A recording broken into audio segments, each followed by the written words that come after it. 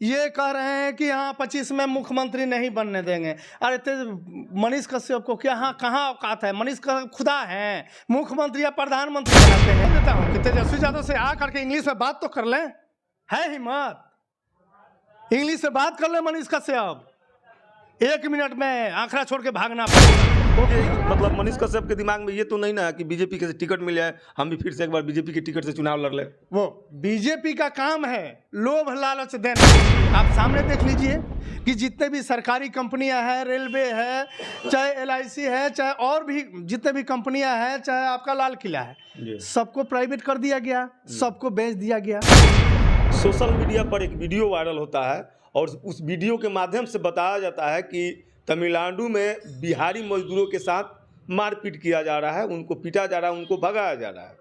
और उसके बाद सोशल मीडिया के एक्टिव पत्रकार मनीष कश्यप उसको इस कदर से वायरल करते हैं कि बिहार ही नहीं पूरे भारत के हर कोने कोने के लोग भागना शुरू कर देते हैं, जितने भी मजदूर तमिलनाडु में काम करते हैं।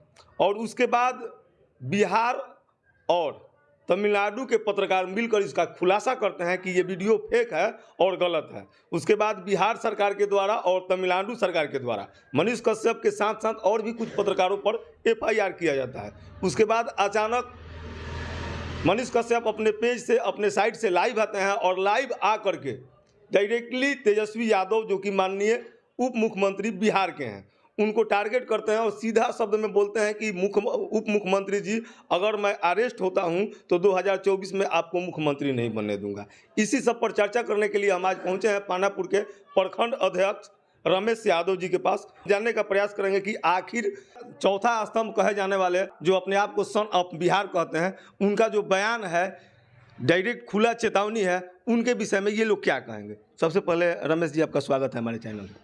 आपको भी मेरी तरफ से बहुत बहुत धन्यवाद, स्वागत है कि आप कीमती समय मेरे लिए निकालें। अच्छा, एक बात बताइए कि आखिर तेजस्वी यादव को ही टारगेट क्यों किया जा रहा है?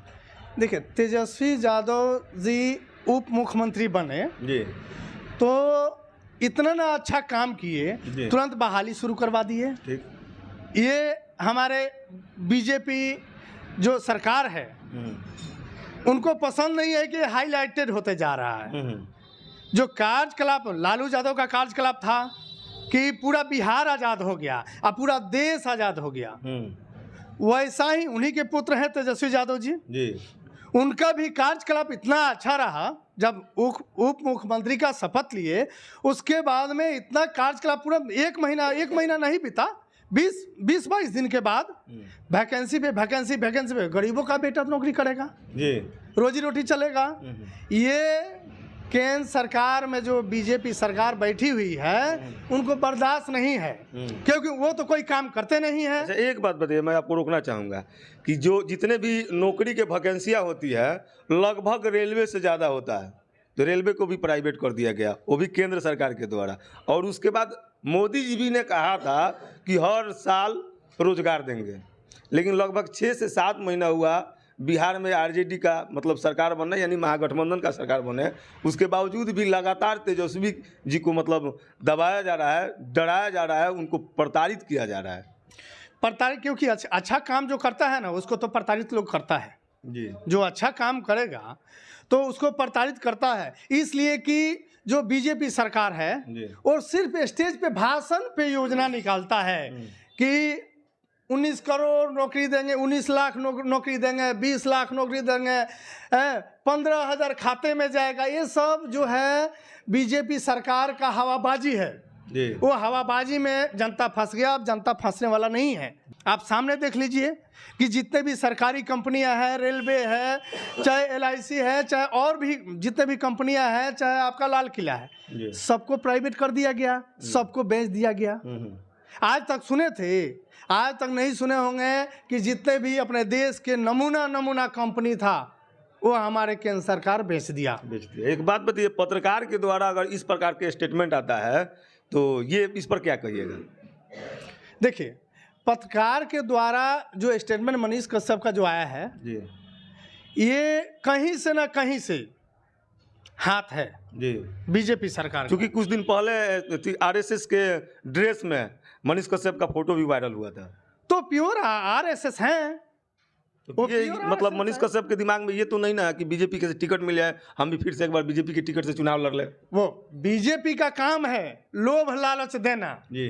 वो मनीष कश्यप को समझ में नहीं आया और लोभ लालच में फंस करके हमारे तेजस्वी यादव को ये कह रहे हैं कि हाँ 25 में मुख्यमंत्री नहीं बनने देंगे। अरे मनीष कश्यप को क्या कहाँ औकात है? मनीष कश्यप खुदा है, मुख्यमंत्री या प्रधानमंत्री बनाते हैं। नहीं, बाकी कहीं ना कहीं मनीष कश्यप को जनता का ही प्यार है, लगभग 50 से 60 लाख लोग देखते हैं, तो शायद उनके दिमाग में होगा कि कहीं हमारे कहने से लोग उनको वोट नहीं करेंगे। मनीष कश्यप जी पहले हर एक अपने अलग अलग राज्य में जाकर घूमे, वहाँ जाके जगह जगह का अपना वीडियो वायरल किए, अपना जो न्यूज़ चलाए, तो लोग बोला कि नहीं अच्छा है जी। उसके बाद में जब वो हाईलाइटेड होने लगे तो आ गए बीजेपी के कब्जा में। लगभग मनीष कश्यप का जितना भी मुद्दा हाईलाइटेड हुआ वो आकर के बीच में मतलब उसका पर्दाफाश हुआ और कहीं ना कहीं से मनीष कश्यप के ऊपर उंगली उठना शुरू हुआ। जैसे हम आपको याद दिला दें कि एक आयांश का मुद्दा उठा था जिससे मनीष कश्यप को एक पहचान मिली थी, और बाद में पता कि क्या लगता है कि वो भी आयांश वाला मुद्दा गलती था, फर्जीवाड़े तरीके से लोगों से 8 करोड़ रुपया तक वसूली की गई। तो ये मनीष कश्यप शुरू से जी, मनीष कश्यप अपने इंजीनियरिंग का सर्विस छोड़ करके पत्रकारिता करने लगे, तो उनको बिहार को सुधारने के लिए पत्रकारिता करने आए। बिहार को सुधार, बिहार में एक दिन कोई स्टेटमेंट आया है बिहार का?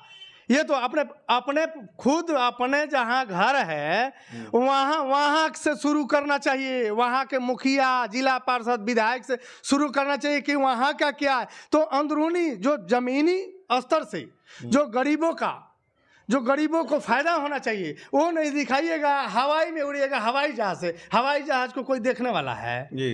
गरीब धरती पर आता है, एयरप्लेन पर नहीं रहता है।